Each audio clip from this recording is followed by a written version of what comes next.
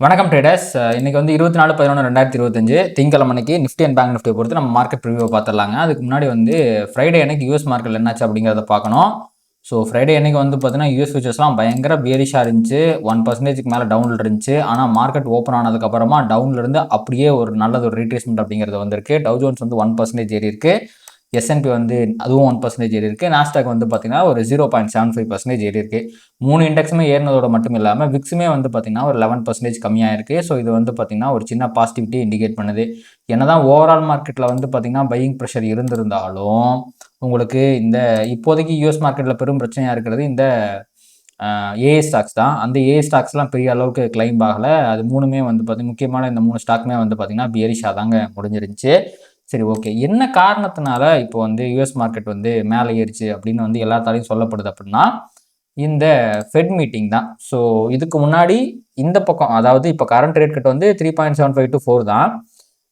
அடுத்த டிசம்பரில் வந்து பார்த்தீங்கன்னா ரேட் கட் டிக்ரீஸ் பண்ண மாட்டாங்க அப்படின்ட்டு இதுக்கு முன்னாடி 60% ப்ராபபிலிட்டி அப்படிங்கிறது இருந்துச்சு. ஆனால் கொஞ்சம் இந்த ஃபெட்டோட ஒரு மெம்பர் ஒருத்தர் இருப்பார். அவர் வந்து பேசும்போது ரேட் கட்டுக்கான ப்ராபபிலிட்டி நிறையா இருக்குது அப்படிங்கிற மாதிரி கொஞ்சம் டோவிஷாக அவர் பேசிட்டாரு. அதன் காரணமாக இப்போ அது அப்படியே தலைகீழாக போய் 70% குறைச்சிருவாங்க அப்படிங்கிற மாதிரி நம்பப்படுது. அதன் காரணமாக மார்க்கெட் வந்து ரீபவுண்ட் ஆயிடுச்சு. அவ்வளோதான்.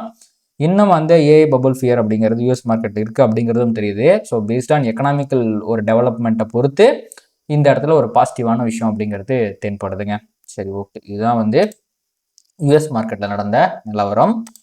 அண்ட் அடுத்து வந்து பார்த்தீங்கன்னா இன்னும் சில நியூஸை நம்ம பார்த்துடலாம். ஸோ ஃபஸ்ட்டு வந்து பார்த்தீங்கன்னா கனடா, இந்தியா இவங்க 2 பேர்த்தும் திருப்பியும் வந்து பார்த்தீங்க அப்படின்னா இந்த ட்ரேட் டாக்ஸை வந்து பார்த்தீங்கன்னா ஆரம்பிச்சிருக்கிறாங்க. ஸோ இது வந்து அமெரிக்காவோட ட்ரேட் டீல் கிடையாது, கனடாவோட ட்ரேட் டீலு. ஸோ இதை நம்ம முக்கியமாக பார்க்கணும். அடுத்து வந்து பார்த்தீங்கன்னா மோஸ்ட் லைக்லி ஒவ்வொரு நாடாக வந்து ட்ரம்ப் அவர்கள் வந்து இந்த டேரிஃப் இஷ்யூஸை வந்து கிளியர் பண்ணிட்டே இருக்காரு. ஸோ இன்னும் மோஸ்ட்லி இந்த மந்த் அடுத்த மாதம் டிசம்பர் எண்டுக்குள்ளே வந்து பார்த்தீங்கன்னா இந்தியா கூடயும் அந்த ட்ரேட் டீலை முடிச்சு விட்டார் அப்படின்னா கண்டிப்பாக அதே ஸ்டாக் மார்க்கெட்டுக்கு ஒரு பாசிட்டிவான விஷயமா இருக்குங்க. இப்போதைக்கு அமெரிக்காவை பற்றின ஒரு விஷயம் வரல, கனடாவோட ஒரு ட்ரேட் டீல் அப்படிங்கிறது வந்துகிட்டு இருக்கு. அண்ட் அதை தாண்டி வந்து பார்த்தீங்கன்னா கோட்டக் மஹேந்திரா பேங்க் வந்து பார்த்தீங்கன்னா ஸ்டாக் ஸ்பிளிட் அப்படிங்கிறத பண்ணுறாங்க. ஐ திங்க் இப்போ 2000 மேலே அது ட்ரேட் ஆகிட்டு இருக்கு.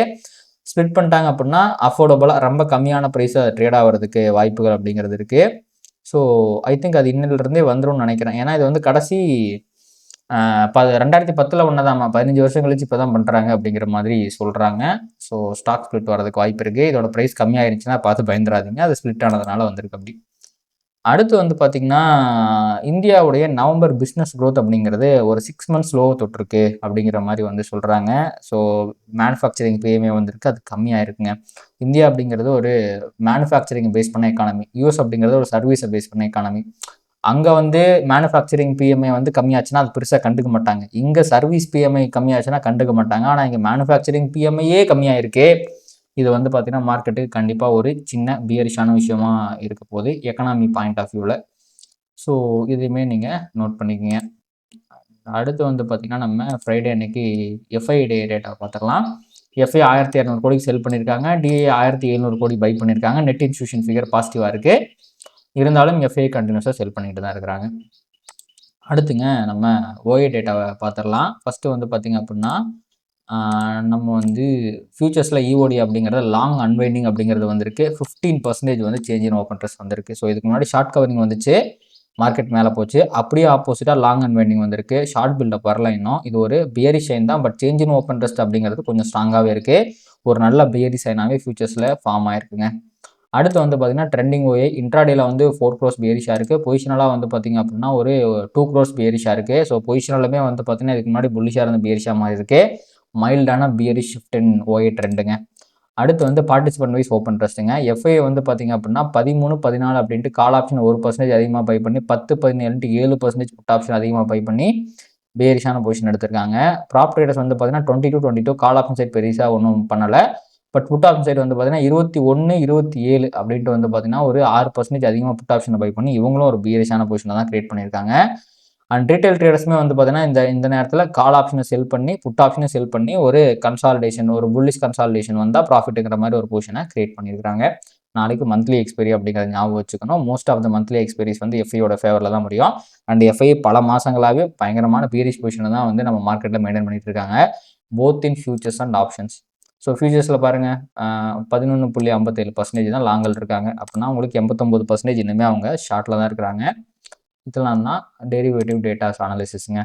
அடுத்து இப்போ கரண்ட்டாக வந்து பார்த்தீங்கன்னா வேர்ல்டு மார்க்கெட் என்ன பண்ணுதுன்னு பார்க்கலாம். ஸோ நிக்கி வந்து பார்த்தீங்கன்னா இன்றைக்கி லீவுன்னு நினைக்கிறேன், ஃபங்க்ஷன் ஆகலை. ஆஸ்திரேலியா 1% அப்பில் இருக்குது, கொரியாவும் 1% அப்பில் இருக்குது, தைவான் மட்டும் ஃப்ளாட்டாக இருக்குது.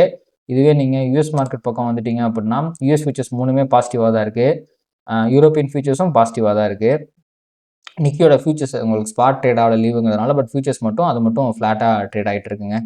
சைனா ஃபியூச்சர்ஸுமே வந்து பார்த்தீங்கன்னா பாசிட்டிவாக தான் இருக்குது. So most of the global market, global cues அப்படிங்கிறது யூஎஸ் மார்க்கெட் வந்து ஃப்ரைடே அன்றைக்கி ரீபவுண்ட் ஆனதுனால பாசிட்டிவாக ஷிஃப்ட் ஆகிருக்குங்க. அண்ட் கிஃப்ட் நிஃப்டியுமே வந்து பார்த்திங்க அப்படின்னா ஒரு 100 பாயிண்ட்டுக்கு பக்கமாக கேப் அப் இண்டிகேட் பண்ணிக்கிட்டு இருக்கு. மோஸ்ட் லைக்லி நம்ம இந்த ஒரு 80 to 100 பாயிண்ட் ரேஞ்சில் கேப் அப் ஆகிறதுக்கு நிறைய சான்சஸ் அப்படிங்கிறது இருக்குங்க. இப்போ நம்ம நிஃப்டியோடைய அனாலிசிஸ்க்கு போயிடலாம். ஸோ டெய்லி டைம் ஃப்ரேமில் பாருங்கள், ஒரு ஸ்விங் பாயிண்ட் லிக்விடிட்டி அப்படிங்கிறது கிரியேட் ஆயிருக்கு. இது ஃபஸ்ட்டு ஒரு பியரிஷ் சைன். ரெண்டாவது வந்து பார்த்திங்க அப்படின்னா 1 hour டைம் ஃப்ரேமில் ப்ரைஸ் அனதர் இங்கே பாருங்க, இந்த இடத்துல ஒரு லோ போட்ட மாதிரி, இந்த இடத்துல ஒரு லோ போட்ட மாதிரி அனதர் லோ அப்படிங்கிறது ஃபார்ம் ஆயிருக்கு.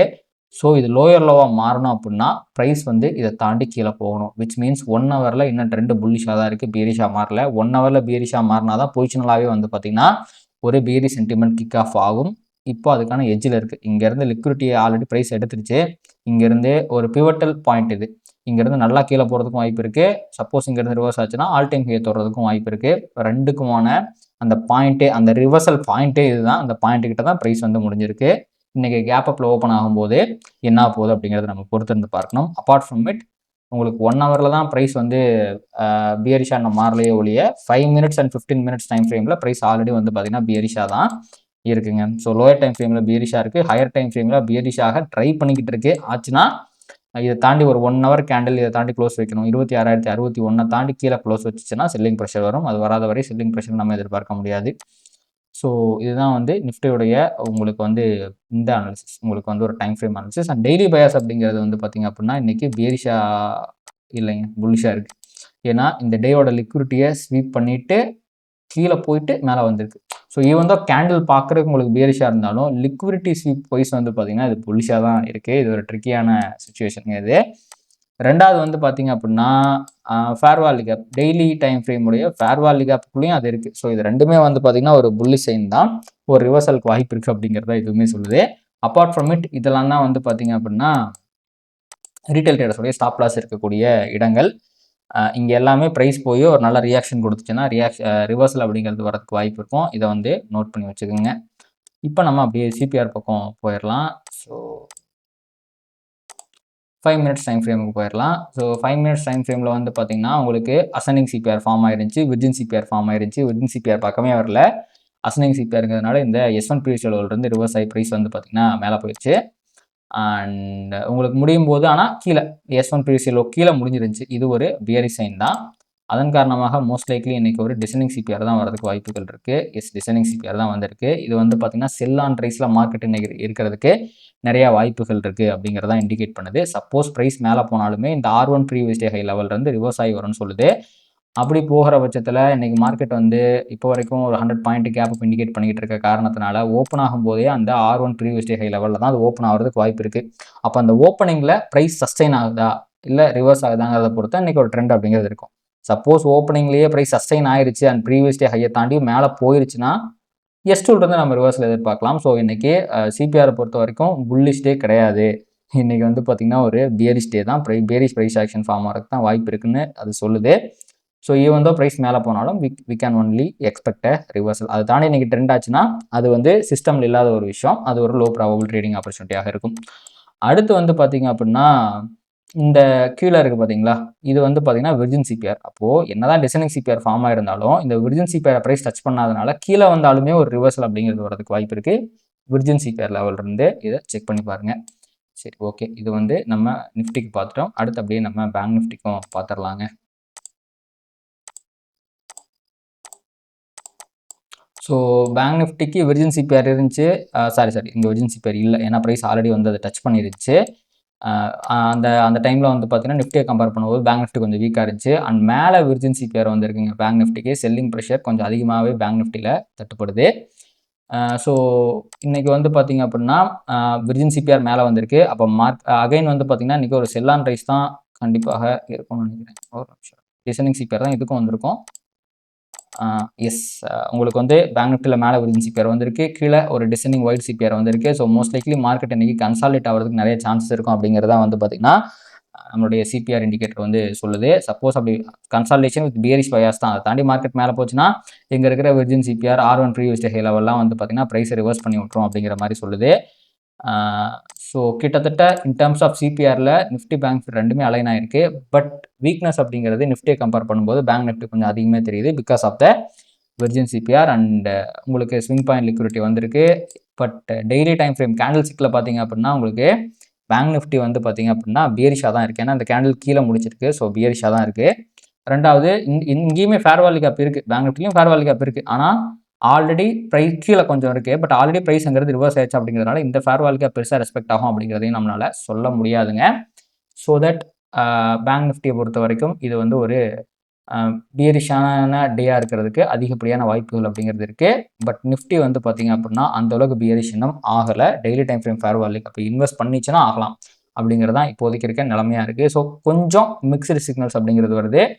ஸோ ரொம்ப நாளாக நிஃப்டி அண்ட் பேங்க் நிஃப்டி ரெண்டுமே ஒரு டைவர்ஜன்ஸில் தான் ட்ரேட் ஆகிட்டு இருக்கு. உதாரணத்துக்கு நீங்கள் ஃப்ரைடே கூட பார்த்தீங்கன்னா நிஃப்டி 0.5% இறங்கியிருக்கும், பட் பேங்க் நிஃப்டி 0.8% வந்து இறங்கியிருக்கும். ஸோ இந்த மாதிரி ரெண்டுக்குமே டைவர்ஜன்ஸ் இருக்கிறதுனால அந்த டைவர்ஜன்ஸ் அப்படிங்கிறது இன்றைக்குமே கண்டினியூ ஆகிறதுக்கான வாய்ப்புகள் இருக்குது. விச் மீன்ஸ் இன்றைக்கி நிஃப்டி கொஞ்சம் நல்லா பெர்ஃபார்ம் பண்ணாலும் பேங்க் நிஃப்டியை ட்ராக் பண்ணுறதுக்கான வாய்ப்புகள் நிறையா இருக்குது டைவர்ஜன்ஸோட. ஸோ என்ன போகுது அப்படிங்கிறத நம்ம பொறுத்திருந்து பார்க்கலாங்க. நம்மளுடைய இதுதாங்க இப்போதைக்கு நம்ம வந்து ஒரி பண்ணக்கூடிய ஒரு முக்கியமான விஷயம் அப்படிங்கிறது USD INR தான். 89.59 அப்படின்ட்டு ஒரு ஹிஸ்டாரிக்கல் ஹையை வந்து நம்ம டச் பண்ணியிருக்கோம். கிட்டத்தட்ட 90 ரூபாய்க்கு போயிட்டோம் நம்ம. ஸோ இது வந்து கண்டிப்பாக ஒரு பீரிஷான விஷயம். இது வந்து ரொம்ப ரீசெண்டாக FII வந்து அவங்க செல் பண்ணுறதுங்கிறது ரொம்ப கஷ்டம், அது செல் பண்ணுறது நிறுத்துறது அப்படிங்கிறது வந்து பார்த்திங்கன்னா ரொம்ப கஷ்டம் அப்படிங்கிற மாதிரி ஒரு சுச்சுவேஷனை வந்து பார்த்திங்கன்னா இந்த நேரத்தில் க்ரியேட் பண்ணியிருக்கு.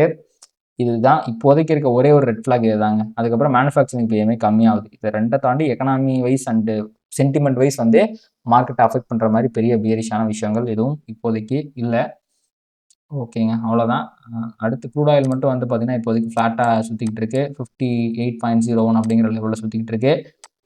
லோயரில் தான் போட்டுக்கிட்டு இருக்கு. ஸோ இங்கே இருக்கிற 55.96 லெவல் ஆஃப் லிக்விடிட்டியை நோக்கி அது போயிட்டு இருக்கிற மாதிரி தான் எல்லா சைனும் வருது. ஸோ மோஸ்ட் லைக்லி இன்னுமே அது வந்து ஒரு அண்டர் பர்ஃபார்மன்ஸ் பண்ணி கீழே போகிறதுக்கு ட்ரெண்டு பியரிஷாக இருக்கிறதுனால கீழே போகிறதுக்கு நிறைய வாய்ப்புகள் இருக்குது. செல் அண்ட் ரைஸ் மோடில் தாங்க இருக்குது. கோல்டு வந்து பார்த்திங்க அப்படின்னா 4052 அப்படிங்கிற லெவலில் ட்ரேட் ஆகிட்டு இருக்குது. இதுவுமே வந்து பார்த்திங்கன்னா இங்கே இருக்க பியரிஷ் ஃபேர் வேல்யூக்கு அப்புறம் ரிவர்ஸ் ஆகிட்டு இருக்குது. இப்போதைக்கு ட்ரெண்டு பெருசாக இல்லை, ஒரு 5-6 நாளாக கன்சால்டேட் தான் ஆகிட்டு இருக்குது. மோஸ்ட் லைக்லி இதுவுமே வந்து பார்த்திங்கன்னா இன்றைக்கி இன்ட்ராடே பெர்ஸ்பெக்டிவில் கொஞ்சம் கீழே போகிறதுக்கான வாய்ப்புகள் இருக்குது.